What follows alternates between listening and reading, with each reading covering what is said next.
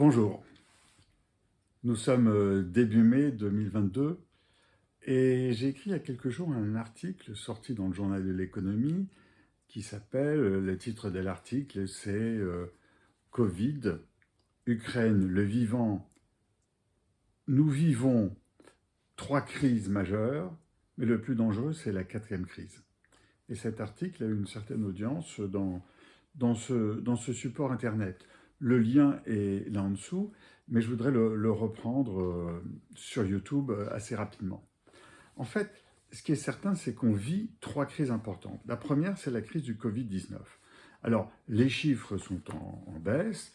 On n'en parle presque plus d'ailleurs en ce moment, on semble l'ignorer. Pourtant, il y a quand même plusieurs dizaines de morts chaque jour. Sur le plan mondial, on reconnaît qu'il y a plutôt de l'ordre de 13 à 15 millions de morts. C'est une crise majeure qui nous a beaucoup touchés. Qui a touché en particulier la génération Covid, celle qui a eu 20 ans en 2020, qui les a touchés beaucoup parce que ça a été des années de perdu. Et puis la sortie de cette crise Covid, ça a été la grande démission aux États-Unis, avec quelque chose comme, je crois, 47 millions de démissions à la fin de 2021. En France, pour moi, c'est la petite démission. J'en ai fait d'ailleurs un article dans la revue RHM, c'est-à-dire la recherche de postes que l'on a envie de trouver, qui sont plus agréables, plus confortables que ce que l'on a connu de manière antécédente. Voilà. Donc on est dans un temps où ça a été très dur à vivre, les enfermements, les divorces, les séparations, etc. La recherche d'un équilibre, et puis en sortant de là, vous le savez tous, en sortant de Covid-19, beaucoup de gens ont décidé d'aller vivre en province parce que c'était difficile à vivre en ville. Et d'ailleurs, on l'a vu, ces chiffres-là, qui se sont matérialisés chez Airbnb, où il y a des records de location sur un mois et plus d'un mois en province en ce moment, de manière très significative, où des gens donc décident d'aller vivre et de télétravailler lorsque c'est possible. Ça, c'est un petit peu ce que je voudrais dire sur ce Covid-19, même si c'est pas terminé, même si en Chine, Shanghai, 25 millions d'habitants est confiné, même si Pékin, 26 millions d'habitants, je crois, a une menace de confinement et des répercussions extrêmement lourdes sur l'économie mondiale. Il y a, je crois, plus de 500 porte-conteneurs au large du port de Shanghai qui ne peuvent ni décharger ni charger de la marchandise. Ça, c'est la première crise que nous vivons et qui a un impact psychologique très fort sur les individus. Je vous en ai donné quelques exemples. La deuxième crise, c'est celle d'Ukraine. C'est une guerre absolument inattendue de la part de Poutine, qui dans le fond était devenu quelqu'un d'important en Afrique, au Proche-Orient, on le voit en Syrie, on peut être d'accord ou pas, mais en Afrique, on le voit, sur beaucoup de pays, il avait gagné une autorité qui était importante. Et puis, là, tout à coup, il va envahir l'Ukraine pour les raisons qui lui sont propres, sur l'histoire de la Russie, le pays naissance de la Russie, etc. Mais il a développé l'ukrainité, c'est-à-dire en face de lui, il y a Zelensky qui a développé l'ukrainité, c'est-à-dire la volonté d'être ukrainien.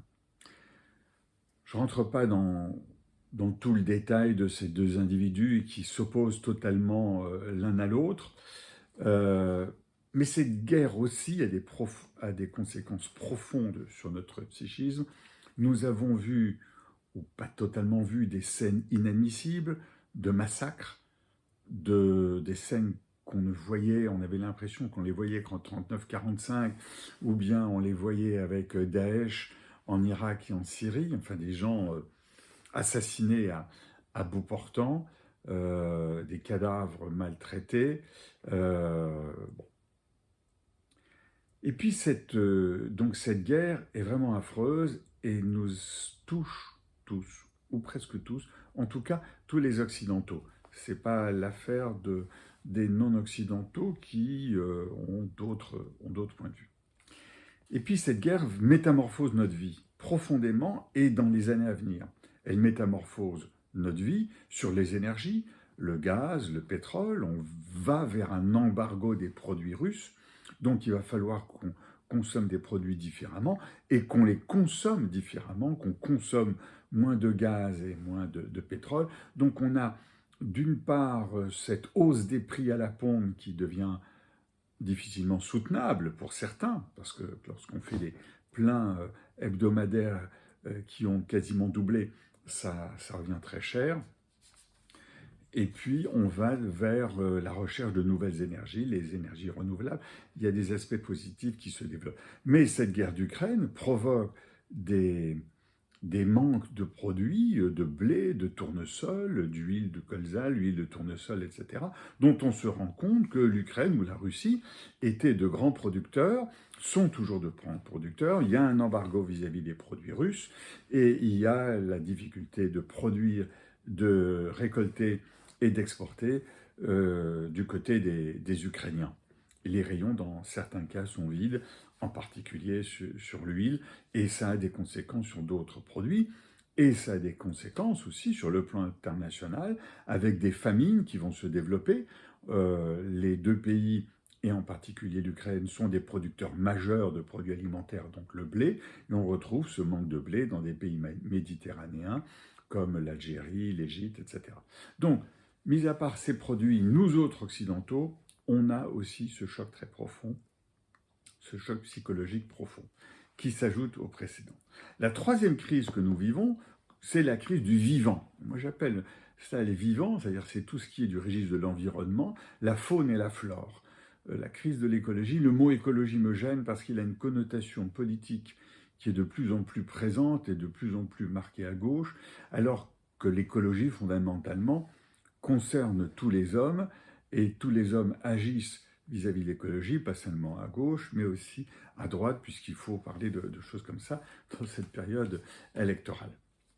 La crise du vivant, elle est très grave, puisqu'on sait qu'il y a un réchauffement climatique, on a des températures en Inde et au Pakistan, dans des frontières, dans des zones de frontières communes de plus de 50 degrés. L'homme ne peut pas vivre dans ces températures-là. On a eu ce week-end des falaises du débarquement qui se sont effondrées du fait du réchauffement climatique, donc du réchauffement de la mer, de la hausse de la mer et des océans qui attaquent de plus en plus les falaises.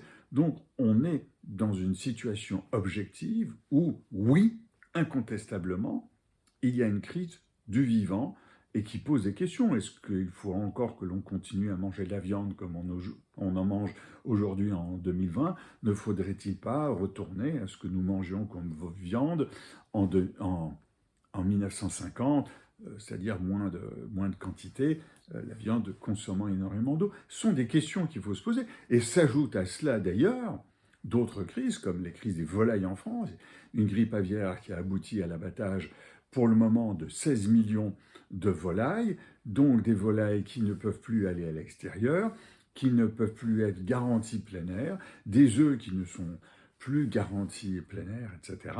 Et des rayons de magasins de boucherie où il y a de moins en moins de volailles et des volailles plus petites parce que les éleveurs ont peur de la maladie et donc vendent leurs volailles un peu plus tôt et moins tard.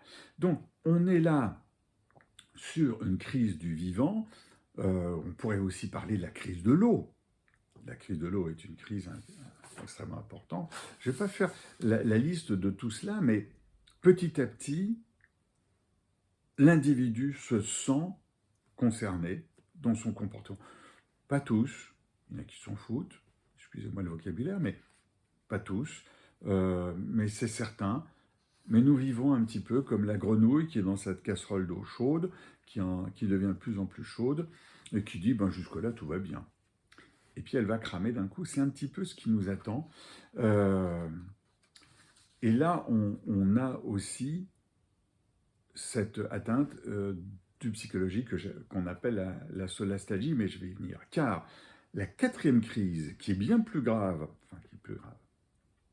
qui domine ces trois crises précédentes du Covid, de l'Ukraine et du vivant, c'est une pandémie mentale où les gens sont mal dans leur peau. Ils sont mal dans leur peau pour les 3 crises que j'ai évoquées, qui accroissent cette crise psychologique qui existe depuis longtemps, en particulier dans tout ce qui concerne l'écologie. Mais on l'a vu il y a quelques années, cette crise psychologique qui se retrouve au Liban, au Chili, et dans de nombreux pays. Qu'est-ce qu'il en est? C'est-à-dire qu'on est dans un monde où on nous dit qu'il faut faire des études et qu'avec en faisant ces études, on aura l'échelle sociale qui va à s'améliorer de plus en plus. Or, c'est pas certain. C'est pas certain parce que nous entrons dans une période de frugalité de gré ou de force. De gré ou de force. Et cette échelle sociale qui devait nous monter petit à petit, monter les revenus, elle a commencé à avoir des ratés. Vous savez, avec le printemps arabe de 2011, il a commencé comme ça en Tunisie, par un étudiant qui finalement vendait des fruits et des légumes sur les marchés. Donc on est entré dans cette forme de pandémie mentale qui est forte. Moi j'appelle ça la solastalgie, c'est-à-dire une détresse psychique très puissante qui nous empêche de nous réaliser. On est solastalgique dans la mesure où on sent qu'on ne va pas arriver à ce à quoi on aurait envie d'arriver et surtout à ce à quoi on mérite d'arriver.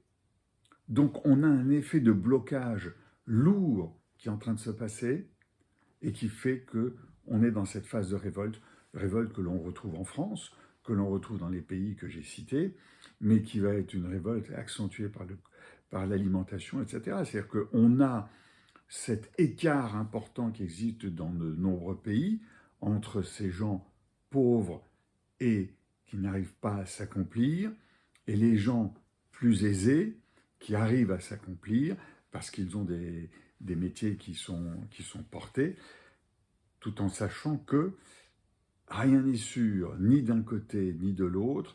Donc on a cette pandémie de santé mentale négative qui nous attend, et enfin qui n'est pas en train de nous attendre, qui est en train de se développer. Voilà, tout ce qui avait été, qu'est-ce que j'ai écrit ici comme conclusion, tout ce qui avait été imaginé, rêvé, s'effondre, c'est la solastalgie, l'effondrement psychologique d'un idéal inatteignable car dépassé. Nous sommes des enfants gâtés. Nous avons vécu une époque gâtée, les 50 dernières années. Et bien, les enfants gâtés doivent retomber les pieds sur terre sous les contraintes indépendantes du souhait individuel. C'est la crise la plus dangereuse car elle touche à l'humeur, au mental, voire à l'absent, à l'espoir ou à l'absence d'espoir, et elle peut toucher chacun de nous. Bon, pas très optimiste, j'en conviens, mais c'est difficile d'ignorer tout cela. Je repars en plongée, et à bientôt.